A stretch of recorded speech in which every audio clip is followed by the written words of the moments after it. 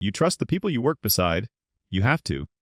You share the same office, the same coffee, the same secrets. And you assume that trust runs both ways. But the real answer actually goes deeper. Sometimes the person guarding the door is the one selling the key. Picture a man in a dark suit walking through the halls of FBI headquarters. His name is Robert Hanssen. He is quiet, devout, a little awkward. He carries a Bible and a badge, and he has spent his career hunting exactly the kind of person he secretly is. Because for more than 2 decades, Robert Hanssen was a spy. Not a foot soldier. Not a low-level leak. He was one of the most senior counterintelligence agents in the United States, a man trusted with the identities of America's deepest secrets. And he was handing those secrets to Moscow.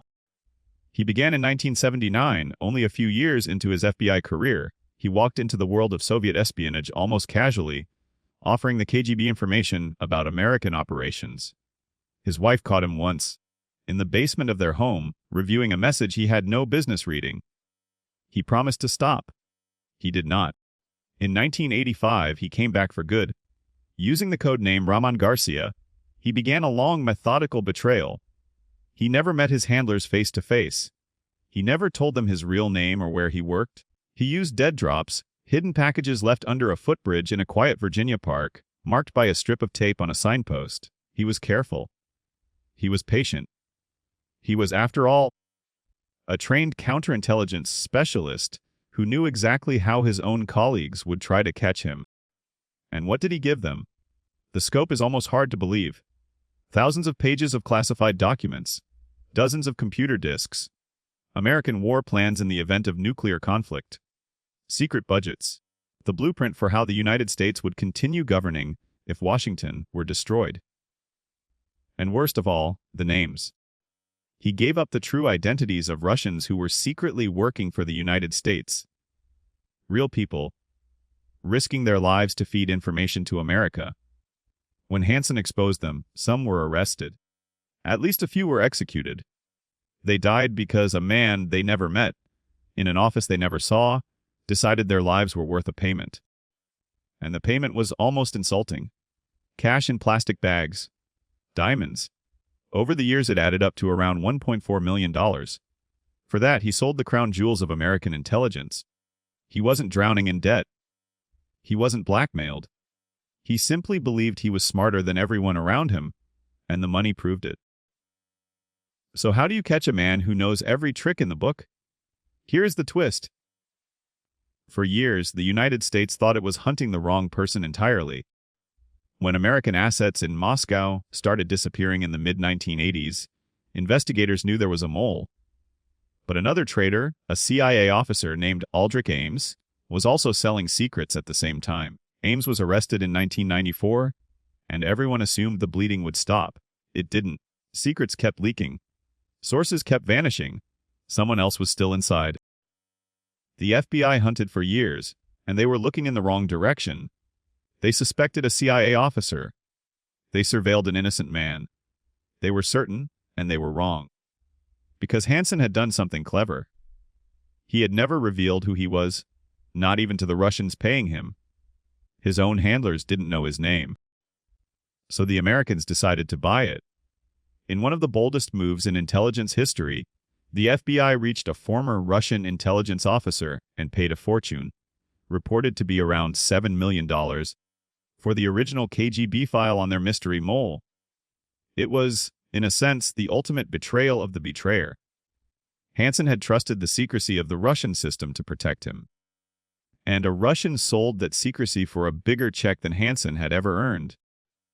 Inside that file was gold, a voice recording, fingerprints on a garbage bag, and enough detail to finally point away from the innocent CIA man and directly at Robert Hanssen. The hunter had been found, not by clever detective work alone, but because someone on the other side did to him exactly what he had done to his own country. The FBI moved fast. They quietly promoted Hanssen to a new job at headquarters, a comfortable position that let them watch him without alarming him. They bugged his car. They tracked his movements. They waited for him to make one more drop. On February 18, 2001, Robert Hanssen drove to Foxstone Park in Virginia. He walked down a wooded path to a footbridge and left a package of classified documents wrapped in a black trash bag. Taped underneath, it was a spot he had used before. It felt safe. As he walked back toward his car, agents rushed him from the trees. After more than 20 years, it was over in seconds. He is said to have asked a single question as they took him. "What took you so long?" There is arrogance in that question. But there is also something colder underneath it. Because the answer was that he had almost gotten away with it. If a Russian informant had never been paid, if that file had never been sold, Hanssen might have retired quietly. He might have collected his pension, gone home, and taken his secrets to the grave. He pleaded guilty to 15 counts of espionage to avoid a death sentence. He was sentenced to life in prison without parole. He gave up his pension, his freedom, and every dollar he had earned in blood. He spent his final years in a maximum security cell, alone for 23 hours a day. He died there in 2023, at the age of 79. Now think about what actually undid him. Not a fingerprint. Not a slip of the tongue. He was undone because loyalty, on every side of this story, turned out to have a price. He sold his country, and in the end, someone sold him. That is the uncomfortable thing this story reveals about human nature. We like to imagine betrayal as something loud and obvious, a snarling villain we would surely recognize. But the most dangerous traitors look ordinary. They carry a badge. They sit at the next desk. They say the right things and pass every test, because the whole system runs on the assumption that people are who they claim to be. Robert Hanssen understood that assumption perfectly. He lived inside it for 2 decades. And he was only caught when someone he trusted made the same calculation he had made all along. That a secret is just another thing you can sell. So the next time you trust the person beside you, and you should, remember that trust is not proof. It is a bet. Most people honor it.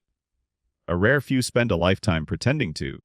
And the hardest truth of all is that you almost never see the difference until the moment the door is already open.